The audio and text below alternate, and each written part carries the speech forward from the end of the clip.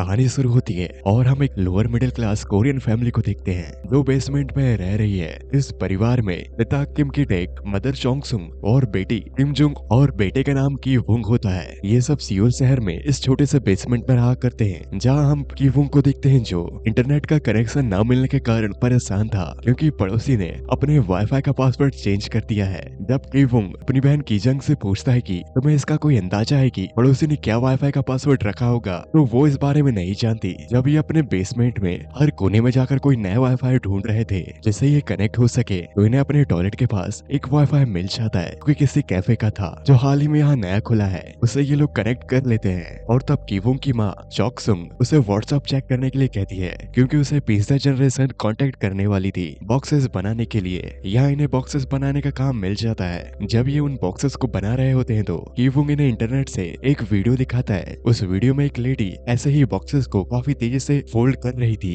कि तभी ये लोग देखते हैं कि वहाँ पैरासाइट्स और कीड़ों को मारने के लिए स्प्रे किया जा रहा है, जिसका धुआं इनके बेसमेंट के अंदर भी आ जाता है। यहाँ किम की टेक उस धुएं को नजरअंदाज करते हुए अपने उन बॉक्सेस को बना रहा था और जब ये उन बॉक्सेस को पिज्जा वालों को दे रहे थे तो वो यहाँ इन पिज्जा बॉक्सेस बनाने के लिए इन्हें काफी कम पे करते हैं। उसी शाम वाईफाई मिलने की खुशी में सारा परिवार साथ बैठा हुआ था कि तभी ये लोग यहाँ देखते हैं कि कीवुंग का दोस्त मिन यहाँ उससे मिलने आया है। जब वो अंदर आता है तो मिन ने अपने साथ एक बड़े से बॉक्स में एक स्टोन लाया हुआ था जो कि कोरियन कल्चर के हिसाब से वेल्थ और खुशहाली का प्रतीक है। मिन कहता है कि ये मुझे मेरे दादाजी ने दिया। मैंने जब उन्हें बताया कि मैं अपने दोस्त किम वुंग से मिलने जा रहा हूँ तो उन्होंने इसे साथ ले जाने के लिए कहा। किम यहाँ उस स्टोन को बड़े ध्यान से देखते हैं और साथ ही कीवुंग को भी वो स्टोन अच्छा लगता है। इसके बाद जब ये बाहर कीवुंग और मिन साथ बैठे हुए थे, ये आपस में बातें कर रहे होते हैं, जहाँ मिन कीवुंग से कहता है कि तुम्हारी फैमिली खुश दिखाई दे रही थी। कीवुंग कहता है कि हाँ, हम खुश तो बहुत हैं, बस पैसा ही नहीं है। तब मिन कीवुंग को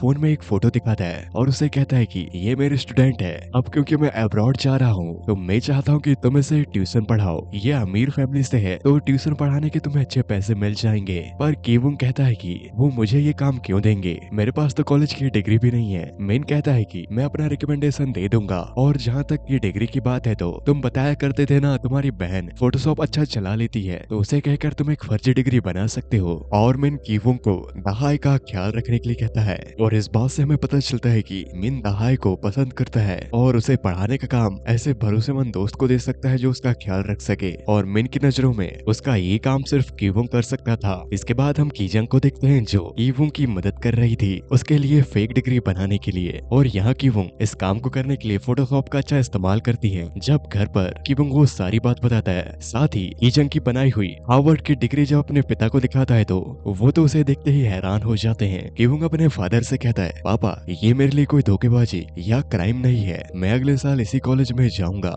बस हाँ मैंने डिग्री पहले ले ली है। इसके बाद कीवुंग उसी फैमिली के यहाँ आज इंटरव्यू के लिए जा रहा था और कुछ समय बाद कीवुंग वहाँ पहुँच जाता है। कीवुंग को उस फैमिली का घर काफी पसंद आता है जो दिखने में काफी खूबसूरत और बहुत ही बड़ा था। कीवुंग उस घर की मेड से मिलता है जो उसे अंदर बैठाती है और कुछ देर बाद दहाई की मदर उसके सामने बैठी हुई थी। मिसेस पार्क कीवुंग से कहती हैं कि मुझे डॉक्यूमेंट से कोई लेना देना नहीं है, और क्योंकि तुम्हें मिन ने रिकमेंड किया है इसलिए तुम यहाँ हो, तो मैं चाहती हूँ कि तुम आज के दहाई के साथ तुम्हारे लेसन में मैं साथ बैठना चाहूंगी क्योंकि मुझे जानना है कि तुम कैसे पढ़ाते हो। और जब कीवुंग दहाई को इंग्लिश पढ़ा रहा था तो मिसेस पार्क भी वहीं मौजूद थी। वैसे तो कीवुंग को इंग्लिश लैंग्वेज का अच्छा नॉलेज था, पर वो यहाँ मिसेस पार्क को अपने आप को बेस्ट ट्यूटर बताने के लिए कुछ साइकोलॉजिकल ट्रिक यूज करता है और वो दहाई के दाएं हाथ को पकड़कर उसकी पल्स चेक कर रहा था, जिससे वो ये जान जाता है कि दहाई उसे अपनी पढ़ाई को लेकर कुछ झूठ बोल रही है। वो यहाँ उसे अच्छे से समझाता है और ये देखकर मिसेस पार्क उससे काफी इम्प्रेस होती हैं। वो यहाँ कीवुंग को दहाई के ट्यूटर का काम दे देती है, साथ ही उसने यहाँ उसे पैसे भी एडवांस दे दिए थे। अब क्योंकि यहाँ कीवुंग के ट्यूटर के रूप में जॉब तय हो चुकी थी तो मिसेस पार्क यहाँ अपने घर में काफी समय से काम करने वाली एक पुरानी मेड से कीवुंग को इंट्रोड्यूस कराती हैं। भी वहाँ पर मिसेस पार्क का छोटा बेटा द सॉन्ग आ जाता है। वो काफी शरारती था, साथ ही वो पेंटिंग्स किया करता। मिसेस पार्क किम को बताती है कि द सॉन्ग में कुछ आर्टिस्टिक खूबियां भी हैं और मैं कब से उसके लिए आर्ट ट्यूटर की तलाश में हूँ, और जो भी इसे पढ़ाने आता वो टीचर्स एक महीने से ज्यादा नहीं टिक पाते हैं। और मिसेस पार्क के इस बात से कीवुंग के दिमाग में एक आइडिया आता है, क्यों ना वो अपनी बहन को दासुंग की आर्ट टीचर के रूप में इंट्रोड्यूस कराऊं। और तब वो मिसेस पार्क से कहता है कि आपको जानकर हैरानी होगी कि अभी अभी मेरे दिमाग में कोई याद आया जिसका नाम है जेसिका। ये उसी आर्ट स्कूल की टॉपर थी जिसमें मेरा कजन पढ़ा करता था, और जेसिका ने अभी हाल ही में इलिनॉय यूनिवर्सिटी से अपनी आर्ट की पढ़ाई पूरी की है। साथ ही वो एक थेरेपिस्ट भी है। ये सुनकर मिसेस पार्क जेसिका के बारे में और जानना चाहती थी, तो कीवुंग मिसेस पार्क से कहता है कि अगर आप चाहे तो मैं उनसे दासंग के बारे में बात कर सकता हूँ, पर जैसा कि मैंने सुना है उसका अपनी फील्ड में काफी नाम है और साथ ही वो बच्चों को एक अच्छे आर्ट स्कूल में भेज सकती है। पर जेसिका की डिमांड ज्यादा है, इसके लिए मिसेस पार्क मान जाती हैं। और फिर हम अगली सुबह कीवुंग को अपनी बहन की जंग के साथ देखते हैं, जो यहाँ जेसिका बनकर आई थी। अब यहाँ कीवुंग जेसिका को मिसेस किम से मिलाता है और इसके बाद वो ताहाई को पढ़ाने चले जाता है और मिसेस पार्क जेसिका को लेकर दासंग के रूम में आती है। यहाँ जेसिका अपने आप को मिसेस पार्क के सामने एक स्ट्रिक्ट टीचर के रूप में दिखाती है और वो मिसेस पार्क से कहती है कि मैं कभी भी पेरेंट्स के सामने बच्चों को नहीं पढ़ाती, इसलिए मिसेस पार्क उनका नीचे इंतजार कर रही थी। कुछ देर बाद जेसिका मिसेस पार्क से मिलती है और वो उन्हें कहती है कि क्या दासोंग के साथ फर्स्ट ग्रेड में कुछ हुआ था, और ये सुनते ही मिसेस पार्क रोने लगती है। और ये देखकर जेसिका मिसेस पार्क के सामने दासोंग की पेंटिंग्स दिखाती है और उनसे कहती है कि दासोंग की इन पेंटिंग्स पर उसका वही ट्रॉमा दिखाई दे रहा है, तो मैं चाहती हूँ कि आप मुझे उसे ठीक करने का मौका दीजिए और मुझे आप बस दासोंग को थेरेपी के साथ साथ उसे हफ्ते में 2 बार क्लास लेने के लिए कहती हैं और इसके लिए मिसेस पार्क मान जाती हैं। तभी वहाँ मिस्टर पार्क अपने ड्राइवर के साथ ऑफिस से घर लौटे थे, जहाँ मिसेस पार्क जेसिका के बारे में मिस्टर पार्क को बताती हैं और अब क्लास खत्म हो गई थी, तो मिस्टर पार्क अपने ड्राइवर को कहकर जेसिका को घर छोड़ने के लिए कह देते हैं। अब जब जेसिका कार पर थी तो वो ड्राइवर बार बार उसे घर छोड़ने के लिए कह रहा था, पर जेसिका उसे रेलवे स्टेशन में छोड़ने के लिए कह देती है। और जब ड्राइवर का ध्यान रोड पर था तब वो अपने अंडरगारमेंट को वही सीट के पास उतार देती है। और इसके बाद हम पूरी किम फैमिली को साथ में एक रेस्टोरेंट पर खाना खाते हुए देखते हैं, जहाँ पर जेसिका कीवुंग से कहती है कि मैंने अगले स्टेज के लिए जाल फेंक दिया है। और तब ये लोग अपने पिता से पूछते हैं कि क्या आपको मर्सिडीज बेंज चलानी आती है, तो यहाँ किम की टेक अपने बच्चों से कहते हैं कि मैंने अपनी आधी जिंदगी हर तरह के काम कर कर बिताई है, साथ ही मैंने कई साल टैक्सी भी चलाई है और हाँ मुझे मर्सिडीज बेंज भी चलानी आती है। और तब हम अगले सीन में देखते हैं, एक शाम मिस्टर पार्क जब घर लौट रहे थे तब वो कार पर देखते हैं कि अपनी सीट के पास किसी फीमेल का अंडरगारमेंट पड़ा है। ये देखकर मिस्टर पार्क अपने ड्राइवर को देखते हैं पर वो वहाँ उसे कार में कुछ नहीं कहते। घर आकर मिस्टर पार्क ये सारी बात अपनी वाइफ को बताते हैं और यहाँ मिस्टर पार्क को लग रहा था ड्राइवर ने उनकी कार पर सेक्स किया है। और मिस्टर पार्क अपनी वाइफ से कहते हैं कि सोचने वाली बात है, कोई भी अपना अंडरगारमेंट पहनना कैसे भूल सकता है। उस लड़की की क्या हालत रही होगी उस वक्त जिसने अपना अंडरगारमेंट ही कार में भूल गई, तो मुझे लगता है कि वो ड्रग के नशे में रही होगी। और इनकी ये सारी बातें जेसिका भी सुन रही थी। और यहाँ मिस्टर पार्क इन सब बातों को सोचकर अपने उस ड्राइवर को नौकरी से निकालने की बात कर रहे थे। और यहाँ जेसिका ये सब सुनने के बावजूद भी अनजान बनकर अचानक से उनके सामने आ जाती है। और अब क्योंकि दासों की क्लास खत्म हो चुकी थी तो जेसिका घर लौट रही थी। मिसेस पार्क जेसिका से पूछती हैं कि कल तुम्हें उस ड्राइवर ने छोड़ा तो वो तुम्हें कुछ कह रहा था क्या, तो जेसिका कहती है कि हाँ वो मुझे बार बार घर छोड़ना चाहता था पर मैंने उसे मना कर दी। तो मिसेस पार्क कहती है कि वो अब हमारे साथ काम नहीं करेगा क्योंकि एक शर्मनाक सी घटना हुई है। पर यहाँ जेसिका कहती है कि मैम वो सच में बेटर ड्राइवर था। तो मिसेस पार्क उसे कहती है कि ड्राइवर होने के साथ साथ अच्छा इंसान होना भी जरूरी है। तो यहाँ जेसिका कहती है कि मेरे चाचा के ड्राइवर भी बिल्कुल ऐसे ही थे, मिस्टर किम, मैं उन्हें अंकल कहकर बुलाया करती थी, उनका नेचर बहुत ही पोलाइट था। तो मिसेस पार्क जेसिका से कहती है कि क्या अब भी तुम ऐसे कोई ड्राइवर को जानती हो। तो जेसिका कहती है अरे हाँ, मेरे रिलेटिव्स तो यहाँ से शिकागो शिफ्ट हो चुके हैं, हो सकता है कि मिस्टर किम को काम की तलाश हो। ये सुनते ही मिसेस पार्क मिस्टर किम से मिलना चाहती थी। फिर हम अगले सीन में मिस्टर किम मतलब कीवुंग के फादर को देखते हैं, जो यहाँ कीवुंग के साथ मर्सिडीज के शोरूम में कार्स के फीचर्स के बारे में जान रहा था। और अब यहाँ किम को मिस्टर पार्क के ड्राइवर ग्रुप में काम मिल जाता है। मानना पड़ेगा इस फैमिली के दिमाग को, जो सारे मिलकर एक ही जगह पर काम करना चाहते हैं। और अब बस बची है तो कीवुंग की मॉम, और उन्हें यहाँ जॉब देने के लिए यहाँ की पुरानी मेड को किसी तरह निकलवाना होगा। पर ये काम थोड़ा मुश्किल है क्योंकि ये जो मेड है इस घर में काफी सालों से काम कर रही है। पार्क फैमिली के आने के पहले भी इस घर के जो पुराने मालिक थे उनकी भी मेड यही थी। अब किम परिवार पूरा मिलकर उस मेड को किसी तरह इस घर से निकलवाना चाहते थे। अब एक दिन कीवुंग को अपनी एक क्लास में ताहा से पता चलता है कि उनके घर की मेड को पीच से बहुत भयंकर वाली एनर्जी है, जिसके चलते उनके पूरे घर में उस फल को लाया ही नहीं जाता।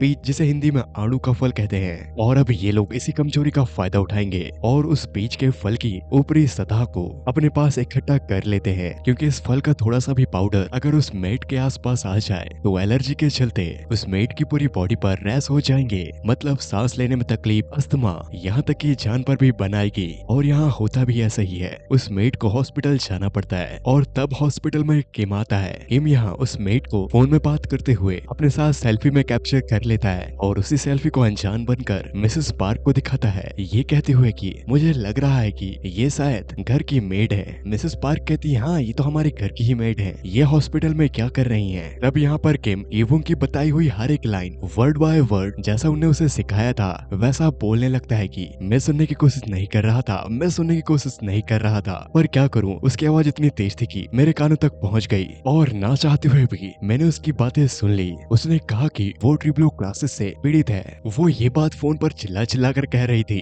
और कहा कि वो इस बीमारी को चाहकर भी ठीक नहीं कर सकती। हाँ मैडम ये बात सच है, वो फोन में किसी को कह रही थी कि उसे टीबी हो चुका है, पर फिर भी वो अब तक घर में ऐसे काम कर रही है जैसे उसे कुछ हुआ ही ना हो, जबकि घर में एक छोटा बच्चा द सॉन्ग भी है। किम की इन सब बातों को सुनकर मिसेस पार्क के मन में मेड के ऊपर थोड़ा शक हो रहा था और मिसेस पार्क के मन में ये शक जब हकीकत बन जाता है तब जेसिका को किम का मैसेज आता है कि वो कुछ ही देर में घर पहुंच रहे हैं और यहाँ जेसिका अपना खेल खेलती है और वो यहाँ पीच फल का थोड़ा पाउडर मेड के ऊपर डाल देती है जिसे कि वो बहुत जोरों से खांस रही थी। और अब तक किम मिसेस पार्क को लेकर घर आ चुका था जहाँ मिसेस पार्क अपनी आंखों के सामने किम को बहुत ही बुरी तरह से खांसते हुए देखती है और खांसते हुए उसने टिश्यू को डस्टबिन पर डाला था। वो मेड के फेंके हुए टिश्यू पेपर को डस्टबिन से निकालकर मिसेस पार्क को दिखाता है, उसमें ब्लड था जबकि ये किम ने सॉस डालकर किया होता है, जिससे मिसेस पार्क को किम की बातों पर यकीन हो जाता है और मिसेस पार्क यहाँ मेड को बिना कोई रीजन बताए उसे काम से निकाल देती है। अब यहाँ एक शाम जब किम मिस्टर पार्क को लेकर घर लौट रहा था तब मिस्टर पार्क किम से कहते हैं कि अभी हाल ही में तुम्हारी मैडम ने पता नहीं क्यों घर की मेड को काम से निकाल दिया और अब घर के लिए नई मेड ढूंढना है। तो यहाँ किम मिस्टर पार्क को द केयर करके एक कंपनी का कार्ड देते हैं और किम मिस्टर पार्क से ये भी कहते हैं कि ये कंपनी जो made related services VIP customers को ही देती है और जब इस कार्ड के पीछे लिखे नंबर पर मिसेस पार्क कॉल करती है तो वो कॉल सीधे किम फैमिली के घर आता है जहाँ जेसिका उस कंपनी के एम्प्लॉय होने का नाटक करके उनके घर में एक मेड को काम दे देती है जो कि और कोई नहीं कीवुंग और जेसिका की मॉम थी। अब इस घर में पूरी किम फैमिली एक साथ मिलकर काम करती है। एक शाम जब मिस्टर पार्क किम के साथ घर वापस लौटते हैं तब वहाँ पर उनका छोटा बेटा द सॉन्ग भी आ जाता है, किम के पास जाता है और वहीं खड़ी नई मेड के पास भी जाता है और वो अपने पेरेंट्स को कहता है कि इन दोनों की महक एक जैसी है और जेसिका मैम से भी ऐसी ही महक आती है। और फिर जब ये सब साथ होते हैं घर पर तब किम इस स्मेल के बारे में सबसे बात कर रहा था जहाँ जेसिका सभी से कहती है कि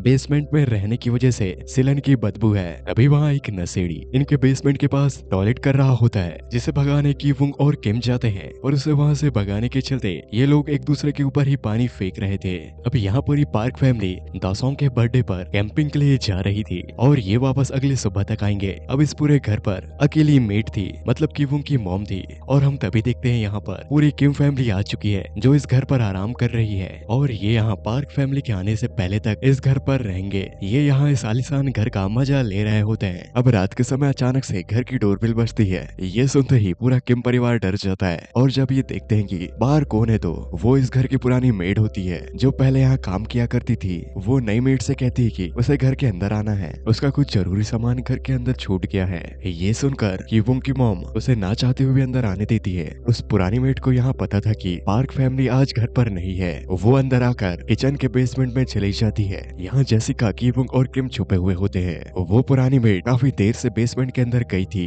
ये देखकर जब कीवुंग की मॉम अंदर उसे देखने जाती है तो वो वहाँ पर एक बड़ी सी लकड़ी की अलमारी को हटाने की कोशिश कर रही थी। ये देखकर कीवुंग की मॉम भी उसकी मदद करती है और जैसे ही वो अलमारी वहाँ से हटती है तो वहाँ पर एक सीक्रेट दरवाजा होता है जिसे वो मेड खोलकर अंदर चली जाती है। कीवुंग की मॉम शॉक हो जाती है। वो भी उसके पीछे पीछे उस बेसमेंट के नीचे आती है जहाँ पर उस पुरानी मेड का हस्बैंड रहा करता था और इसकी जानकारी पार्क परिवार को नहीं होती क्योंकि इस घर के पहले ओनर ने जब घर छोड़ा तब इस मेड ने अपने पति को इस बेसमेंट में ला लिया जब तक पार्क फैमिली यहाँ मूव नहीं हुई थी। और क्योंकि पुराने मालिक ने पार्क फैमिली को इस बेसमेंट के बारे में नहीं बताया तो ये जानकारी बस इस पुरानी मेड के पास थी जिसका ये इस्तेमाल इस तरह कर रही थी क्योंकि इसके हस्बैंड के ऊपर बहुत ज्यादा कर्ज था और अगर ये बाहर निकला तो इसे वो लोग मार देंगे और इसलिए इस पुरानी मेड का हस्बैंड इस बेसमेंट में 4 सालों से छुपा हुआ है। ये सब जानकर कीवुंग की मॉम पुलिस को कॉल करना चाहती थी पर यहाँ पर वो पुरानी मेड उसके सामने हाथ जोड़ने लगती है और यहाँ किम, जेसिका और कीवुंग भी इनकी बात छुपकर सुन रहे थे तो किम का पैर फिसलने के चलते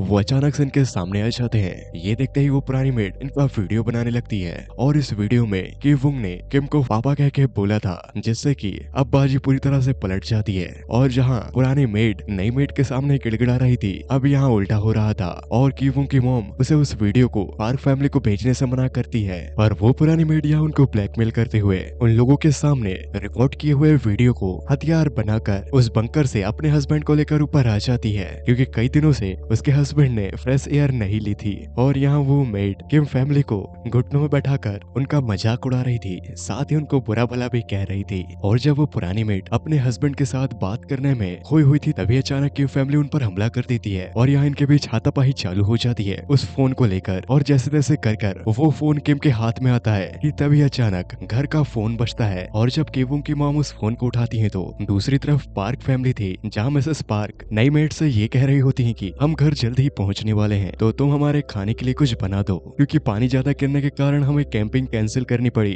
और इन्हें आने में 8 मिनट लगने वाला था। ये सुनकर किम फैमिली तेजी से अपना फैलाया हुआ कचरा समेट रही थी, साथ ही पुरानी मेड और उसके हस्बैंड को वो नीचे बंकर पर ले जा रहे थे और अब तक पार्क फैमिली यहाँ पहुंच चुकी थी, जहाँ इन्हें कुछ भी अलग नहीं लगता क्योंकि इन लोगों ने सारा कुछ साफ कर दिया था। पर तभी अचानक पुरानी मेड नीचे बंकर से तेजी से भागते हुए ऊपर आती है, जिसे नई मेड धक्का देकर नीचे कर देती है और पुरानी मेड नीचे गिरने की वजह से बेहोश हो चुकी थी। और यहाँ ऊपर मिसेस पार्क मेड का बनाया हुआ खाना खा रही थी और साथ ही वो मेड से ये भी कहती है कि तुम्हें शायद नहीं पता होगा, पर हम हर साल दासों के बर्थडे पर बाहर जाते हैं, क्योंकि जब वो फर्स्ट ग्रेड पे था तब उसके साथ कुछ डरावनी घटना हुई थी। जब वो उस रात अपने बर्थडे केक को खाने नीचे आया था तब उसे कोई भूत दिखाई दिया था, जिससे वो काफी डर गया था और काफी दिनों तक बीमार रहा था। दरअसल दासोंग जिसको देखकर डरा था वो कोई भूत नहीं बल्कि पुरानी मेड का हस्बैंड था, जो खाना ढूंढने बंकर से बाहर आया था। तभी यहाँ मिसेस पार्क अपनी सीढ़ी के ऊपर लगे सेंसर लाइट को देखती है जो अपने आप जल रहा था, जबकि वो लाइट बंकर से ऑन एंड ऑफ होता है, जिसे पुरानी मेड का हस्बैंड कर रहा था। और तो और वो उस बल्ब के स्विच के जरिए मोर्स कोड का यूज करता है मिस्टर पार्क को थैंक यू कहने के लिए। वो पिछले 4 सालों से ऐसा ही करते आ रहा है। वो खाली वक्त में इन्हीं मोर्स कोड को उस बल्ब के जरिए संदेश भेजा करता, पर कभी किसी ने उसका संदेश नहीं पढ़ा। ये सब देखकर किम उसे पागल समझता है और यहाँ वो उसे बांध देता है। और जब वो पुरानी मेड को बांधने जाता है तो उसके सर से खून आ रहा था, पर वो उसकी सांस चेक करता है तो वो अब भी जिंदा थी। और जब पार्क फैमिली सोने जा चुकी थी तो ये सब बाहर आते हैं और ये यहाँ से जाने ही वाले थे कि तभी नीचे दासोंग आ जाता है। उसके चलते इन्हें लिविंग रूम में टेबल के नीचे छुपना पड़ता है, जहाँ दासोंग बाहर जाकर कैंप लगा लेता है और उसे देखने यहाँ उसके parents Mrs park and mister park भी आ जाते हैं। दासोंग उस टेंट से बाहर नहीं आ रहा था, इसके कारण इन्हें उसी टेबल के पास सोना पड़ता है जहाँ नीचे किम, कीवुंग और जेसिका छुपे हुए थे। तभी वहाँ मिस्टर पार्क कहते हैं कि तुम्हें हमारे ड्राइवर किम की स्मेल नहीं आ रही यहाँ पर? वही बदबूदार स्मेल जो मुझे कार में बैठने पर आती है। ऐसा लग रहा है कि मैं अपनी कार की पिछली सीट में बैठा हूँ। और यहाँ ये सारी बातें किम सुन रहा था, उसे इस बात का बुरा लग रहा होता है। कुछ देर बाद वहाँ Mr Park and Mrs Park सो जाते हैं और उनके सोते ही ये लोग टेबल के बाहर चुपचाप निकलकर घर से बाहर आ जाते हैं, जहाँ तेज बारिश हो रही थी। ये बारिश में भीगते हुए अपने घर जा रहे थे। घर पहुंचकर ये देखते हैं कि तेज बारिश के चलते इनके बेसमेंट पर पानी भर चुका है, जिसकी वजह से ये अपने घर की ऐसी हालत देखकर काफी उदास होते हैं और इस वजह से इन्हें रात एक बड़े से हॉल में गुजारनी पड़ती है, जहाँ इन्हीं की तरह और भी लोग थे। अगली सुबह पार्क फैमिली कीवुं की बर्थडे पार्टी रख रही थी, जहाँ मिसेस पार्क जेसिका और अपने ड्राइवर किम को भी बुलाती है। साथ ही दहायर ने अपने टीचर कीवुं को भी बुलाया था। जब मिसेस पार्क पार्टी का सामान लेकर कार से घर लौट रही थी तब उन्हें अपने ड्राइवर किम से बदबू आ रही होती है, जिसकी वजह से अपनी नाक को बंद कर लेती है। और ये चीज किम को अच्छी नहीं लगती, क्योंकि वो भी नहीं चाहता कि वो किसी को ऐसा महसूस कराए। और यहाँ मिसेस पार्क भी जानबूझकर ऐसा नहीं कर रही थी। कुछ देर बाद घर पर पार्टी चालू हो चुकी थी। कीवुंग यहाँ ऊपर अपने स्टूडेंट दहाई के साथ था और कीवुंग नीचे पार्टी में मौजूद लोगों को देखकर दहाई से कहता है कि क्या मैं उनमें से एक लग रहा हूँ तुम्हें? दहाई इस बात को नहीं समझ पाती, पर कीवुंग को लगता था कि वो इन लोगों के लायक नहीं है, इसलिए वो नीचे चले जाता है। कीवुंग के हाथ में मिन का दिया हुआ वही पत्थर था और वो नीचे बंकर के अंदर जा रहा था, जहाँ वो पुरानी मेट को देखता है जो सर पर गहरी चोट के कारण वो यहाँ मर चुकी थी। और इस सबसे उस मेट का हस्बैंड पागल हो चुका था, जो कीवुंग के गले पर रस्सी बांधकर उसे मारने की कोशिश करता है। पर कीवुंग यहाँ तेजी से बंकर की ऊपर की ओर भाग रहा था, पर तभी उसका पैर फिसलता है और वो वहाँ गिर जाता है और वहाँ वो आदमी कीवुंग के सर पर उसी पत्थर से मार देता है। और उसके बाद वो किचन से नाइफ उठाकर पार्टी की ओर बढ़ रहा था। यहाँ पार्टी पर जेसिका दासोंग के लिए केक लेकर उसकी ओर जा रही थी। तभी वो आदमी वहाँ आ जाता है और अचानक जेसिका पर हमला करके उसे घायल कर देता है। और दासोंग उस आदमी को देखकर यहाँ बेहोश हो चुका था। किम दौड़कर अपनी बेटी के पास आता है और मिस्टर किम दासोंग को अपनी गोद में ले लेते हैं और वो यहाँ किम से कार की चाबी मांग रहे थे दासोंग को हॉस्पिटल ले जाने के लिए, जो सिर्फ बेहोश हुआ था, जबकि किम की बेटी यहाँ मर रही होती है, पर फिर भी किम कार की चाबी मिस्टर पार्क की ओर फेंकता है, जो जाकर सीधा उसी आदमी के नीचे आ जाती है जिसे चॉकसुंग ने मार दिया था। और मिस्टर पार्क जब उस कार की चाबी को लेने जाते हैं तो उसे उस आदमी से बदबू आ रही थी। ये सब किम देख रहा था। यहाँ उसके बच्चे मर रहे थे और मिस्टर पार्क अभी भी ऊंच नीच पर भेद कर रहा था। साथ ही वो यहाँ अपने से नीचे के लोगों को कीड़े मकोड़े समझ रहा था, जिन लोगों की जान की वैल्यू इसके लिए कुछ भी नहीं थी। और ये सब देखकर किम अचानक से बदल जाता है और नाइफ उठाकर मिस्टर पार्क को मार देता है और फिर वहाँ से चले जाता है। और अब इस घटना के 1 महीने बाद हम की वुंग को देखते हैं। सर पर गहरी चोट के कारण अभी उसकी दिमागी हालत ठीक नहीं थी और अपने ऐसे काम के चलते